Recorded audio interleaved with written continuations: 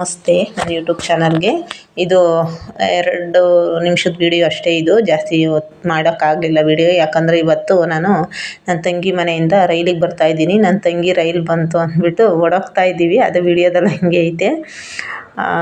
ಅದೇ ರೈಲ್ ಬರ್ತಾ ಇತ್ತು, ಟಿಕೆಟ್ ತಗೋಬೇಕು ಅಂತ ಹೋದ್ವಿ. ಅವಲೇ ಟೈಮ್ ಆಗಿಬಿಟ್ಟಿತ್ತು, 6:15 ಬರೋದು ಅಲ್ಲಿಂದ. ಅದಕ್ಕೆ ರೈಲ್ ಹತ್ತದೆ. ಅವಳ ಪಾಪ ಅದು ಅಲ್ಲೇ ನಿಂತಿತ್ತು.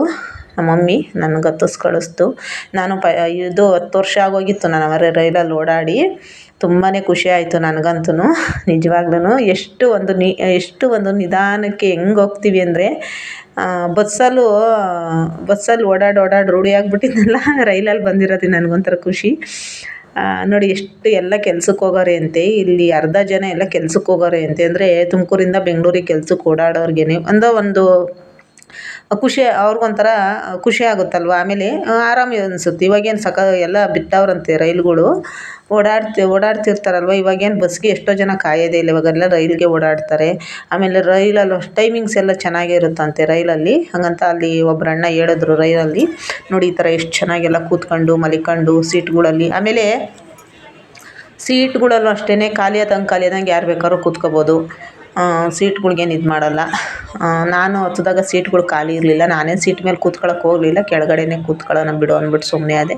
ನೋಡಿ ಎಷ್ಟು ಚೆನ್ನಾಗಿ ಎಲ್ಲ ಬಸ್ಸಲ್ಲಿ ನಿಂತವ್ರು ಕೂತ್ಕೊಂಡು ಮನೆಕಂಡು ಎಲ್ಲ ಕೆಲ್ಸಕ್ಕೆ ಹೋಗಿ ಸಾಕಾಗಿ ಬಂದಿರ್ತಾರಲ್ಲ, ಅದಕ್ಕೆ ಇದು ರೈಲು ಟಿಕೆಟು ಫಸ್ಟ್ ನನ್ನ ಕೈಲಿ ಹಿಡ್ಕೊಂಡಿದ್ದೀನಿ.